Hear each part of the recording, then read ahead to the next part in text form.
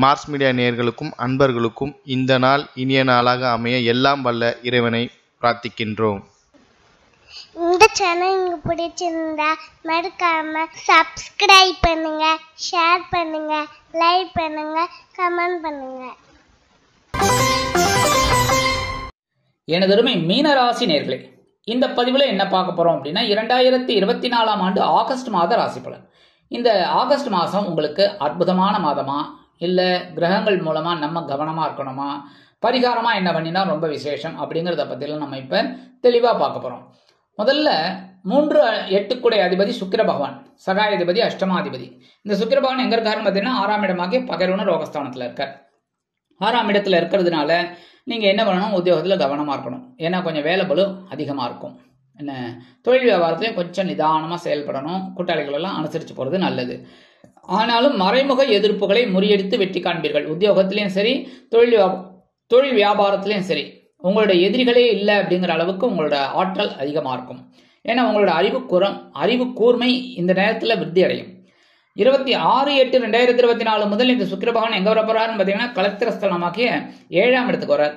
7ஆம் இடத்துல சுமாரான இடம் அப்படின்னாலும் நீச்சம் அடைகிறார். நீச்சம் அப்படிங்கிறதுல பலம் இல்லை. அதனால கவனமா இருந்தா போரும். எல்லா விஷயத்திலையும் பொறுப்பா இருந்தா போரும். மற்றபடி சிறப்புகள் தேடி வரும்.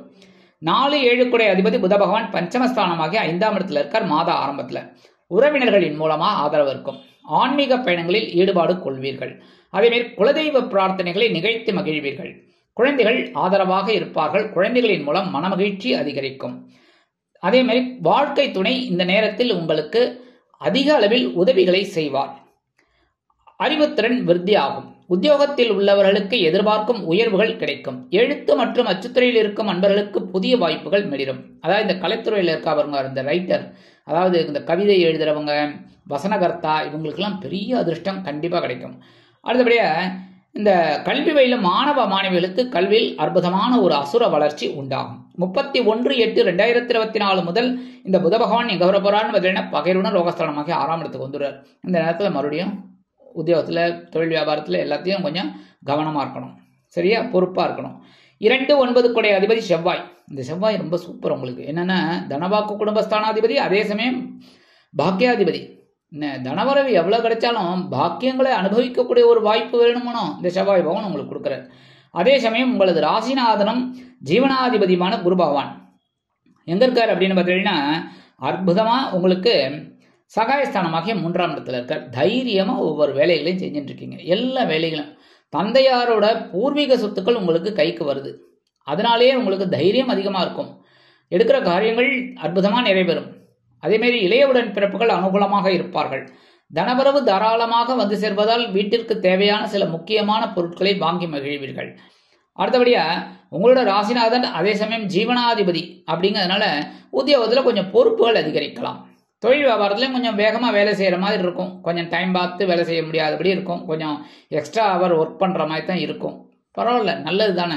சரியா, சிறுடை பணியாளர்களாகிய காவல், இராணுவம், தீயணைப்புத்துறை, மருத்துவத்துறையில் வேலை பார்க்கும் அன்பர்களுக்கு எதிர்பார்க்கும் இடமாற்றம், பதவி மாற்றம், பதவி உயர்வு, சம்பள உயர்வு சற்று காலதாமதத்திற்கு பிறகு நிறைவேறும். இந்த அரசாங்கத்துறையில் இருக்கிறவர்களுக்கெல்லாம் இடமாற்றம் தான் தேவைப்படும். தாராளமாக 3 வருஷம் ஆயிடுச்சுன்னா டக்கு டக்குன்னு தூக்கி அடிப்பாங்க. என்ன அதுவும் இவங்க கேட்குற இடத்துக்கு கிடைச்சா சந்தோஷம். எங்கேயாவது தூக்கி அடிச்சா தண்ணியில்லா காட்டுக்கு மாத்திருவேன்னு சொல்லுவாங்க பாருங்க. அந்த மாதிரிலாம் இருந்ததுன்னா அதனால இவங்களுக்கு தேவையான ஒரு இடமாற்றம் கொஞ்சம் காலதாமதமானாலும் கிடைச்சிரும். 26/8/2024 முதல் இந்த செவ்வாய் பகவான் எங்க வரப்போறான்னு பார்த்தீங்கன்னா சுகஸ்தானமாகிய 4ஆம் இடத்துக்கு வந்துடுறார். 4ஆம் இடம்ங்கிறது பரவாயில்லை, ரொம்ப சூப்பர்.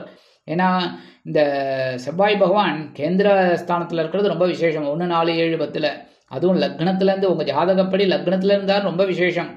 சொத்து சேர்க்கை உண்டாகும். உற்றார் உறவினர்கள் ஆதரவாக இருப்பார்கள். வெளியூர் அல்லது வெளிநாட்டு பயணங்கள் அற்புதமாக நிறைவேறும். மனசுல ஒரு சந்தோஷம் இருக்கும். சொத்து வந்தாலே சந்தோஷம் தானே சுவாமி. அடுத்தபடியா வரவு தாராளமா இருக்கும்.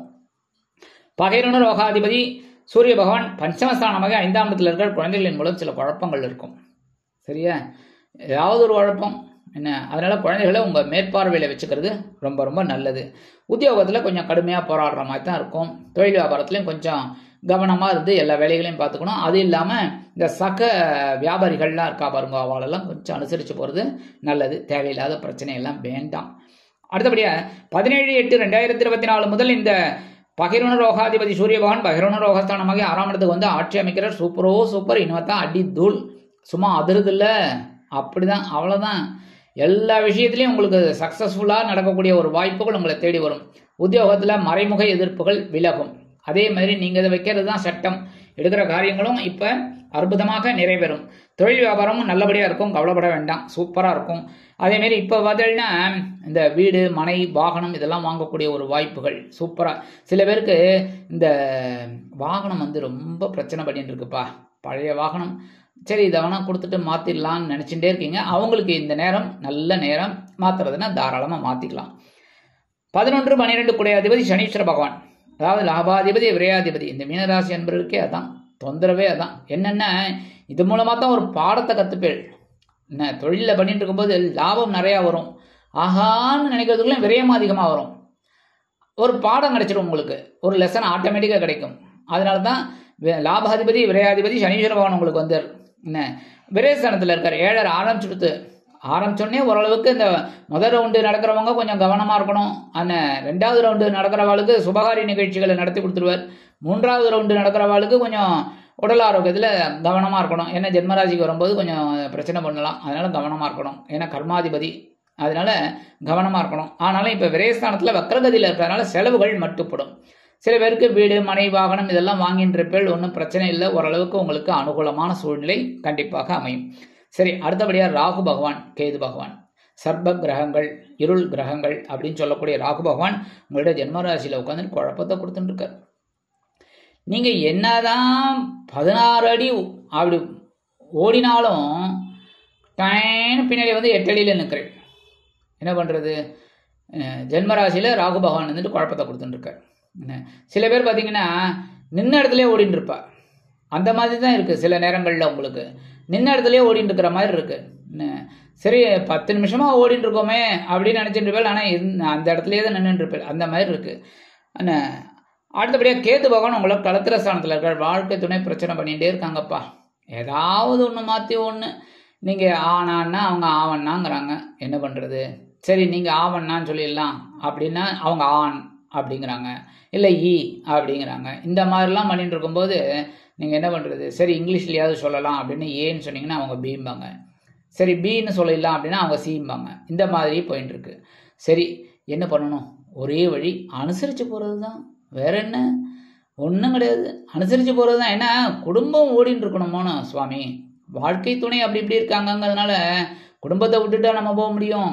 குடும்பம் குழந்தைகள் அப்படி இப்படி இருந்தாலும் நம்ம அனுசரித்து போகிறது தான் நல்லது. ஸோ அனுசரித்து போங்க. வெளியூர்ல வெளிநாடு போய் படிக்கணும்னு நினைக்கிற குழந்தைகள்லாம் தாராளமாக சின்ன சின்ன பரிகாரங்களை பண்ணிட்டு முயற்சிகளை மேற்கொள்ளுங்க. கண்டிப்பாக ஒரு சக்ஸஸ்ஃபுல்லான ஒரு இதெல்லாம் கிடைக்கும் உங்களுக்கு. சரியா? சில நேரங்களில் பார்த்தீங்கன்னா பிரம்மாண்டமாக யோசனை உங்களுக்கு அதிகமாக இருக்கும். யோசனை அதிகமாக இருக்கும். அதனால இந்த யோசனைகள் எல்லாம் நிறைவேற்றலாமா முடியுமான்னு பார்த்துட்டு புத்திசாலித்தனமோ நீங்கள் செயல்படுறது ரொம்ப நல்லது. சரி, பரிகாரமாக என்ன பண்ணினா ரொம்ப விசேஷம் அப்படின்னா, ஆஸ் யூஷுவல் நான் சொல்கிற மாதிரி புற்றுக்கோயில் போயிட்டு வரணும். நீங்கள் என் மேலே கோவப்பட்டால் கூட நான் அதைத்தான் சொல்லுவேன். ஏன் அப்படின்னா, என்னடா அது இந்த குருஜி மாதம் இதையத்தான் சொல்லிட்டு இருக்காரு, ஒன்றும் விளங்கவும் இல்லை அப்படின்னு. ஆனால் நான் அப்படி தான் சொல்லிட்டு இருப்பேன். ஏன் அப்படின்னா நீங்களாம் நல்லா இருக்கணும், உங்களோட குழப்பங்கள் குறையணும். யாருக்குமே குழப்பங்கள் பிரச்சனைகள் இல்லை அப்படின்னு சொல்லவே முடியாது. சொல்லுங்கள், இப்போ நாங்கள் கூட ஜோசியம் சொல்கிறவங்க எல்லாருக்குமே பிரச்சனைகளே இல்லையா? எல்லாருக்கும் இருக்கு. பட் இந்த சில பரிகாரங்கள் நம்ம பண்ணும்போது அந்த பரிகாரங்கள் வேலை செய்யும், கிரகங்கள் நம்மளை கொஞ்சம் நல்லா பார்த்துக்கும், அவ்வளோதான். அதை சமாளிக்கிற ஒரு ஆற்றல் உங்களுக்கு கிடைக்கும். ஸோ இந்த புத்துக்கோயில் போயிட்டு அம்பாள் தரிசனமும் நாக வழிபாடும் பண்ணுறது ரொம்ப ரொம்ப விசேஷம். என்னென்னா செவ்வாய்க்கிழமை, வெள்ளிக்கிழமை, ஞாயிற்றுக்கிழமை, முடியாத பட்சத்தில் ஒரு நாள் போயிட்டு நல்ல தரிசனம் பண்ணிட்டு வாங்கோ. சரியா? அந்த மாதிரி பண்ணுறதுனால உங்கள் மனசில் இருக்கிற சஞ்சலங்கள் சங்கடங்கள் கண்டிப்பாக குறையும். சவால்கள் அதை சமாளிக்கக்கூடிய ஒரு வாய்ப்புகள் உங்களுக்கு கண்டிப்பாக கிடைக்கும். அடுத்தபடியாக நவ கிரகங்களில் உள்ள குரு பகவான் உங்கள் ராசிநாதன், கண்டிப்பாக குரு பகவான் வழிபாடு பண்ணுறது நல்லது. குரு பகவானோட காயத்ரி தினந்தோறும் தெரிஞ்சால் சொல்லுங்க, இல்லைனாலும் உங்களுக்கு சொல்லிடுறேன், எழுதிக்கோங்க. ஓம் விருஷபத் பஜாய வித்மகே குருணிஹஸ்தாய தீமகி தன்னோ குரு பிரச்சோதயாத். ஒரு 11 தடவை தினந்தோறும் சொல்கிறது நல்லது. வியாழக்கிழமை 27 தடவை சொல்லுங்க. சரியா? அடுத்தபடியாக நவ கிரகங்களில் உள்ள சனீஸ்வர பகவான், ஏன்னா இவர் தான் லாபாதிபதி விரையாதிபதி 2 இதில் பண்ணிட்டு இருக்காரு. அதனால விரயங்கள்லாம் கட்டுப்படணும் அப்படின்னா நவ கிரகங்களில் உள்ள சனீஸ்வர பகவானுக்கு எள் தீபம் ஏற்றுங்க சனிக்கிழமையில. அதேமாரி சனி பகவான் காயத்ரி சொல்லுங்க சனிக்கிழமை. சரியா? என்ன காயத்ரி உங்களுக்கே தெரியும், இருந்தாலும் நான் சொல்கிறேன் உங்களுக்கு. ஓம் காகத் வஜாய வித்மகே கட்கஹஸ்தாய தீமகி தன்னோ மந்த பிரச்சோதயாத். அதை கண்டிப்பாக சொல்லுங்க. சரியா? சொல்ல சொல்ல உங்களுக்கு அற்புதமான ஒரு முன்னேற்றம் கண்டிப்பாக வந்து சேரும். இந்த சின்ன சின்ன பரிகாரங்களின் மூலம் 2024ஆம் ஆண்டு ஆகஸ்ட் மாதம் உங்களுக்கு அற்புதமான ஏற்றம் தரும், மாற்றம் தரும், இனிமைகளை அள்ளித்தரும் மாதமாக கண்டிப்பாக அமையும் என்று கூறி விடைபெறுகிறேன். நன்றி, வணக்கம். மீண்டும் ஒரு அருமையான பதிவில் நான் உங்களை மனமகிழ்ச்சியோடு சந்திக்கிறேன். வாழ்த்துக்கள். வாழ்க வளமுடன். இந்த சேனல் உங்களுக்கு பிடிச்சிருந்தா மறக்காம சப்ஸ்கிரைப் பண்ணுங்க, லைக் பண்ணுங்க, ஷேர் பண்ணுங்க.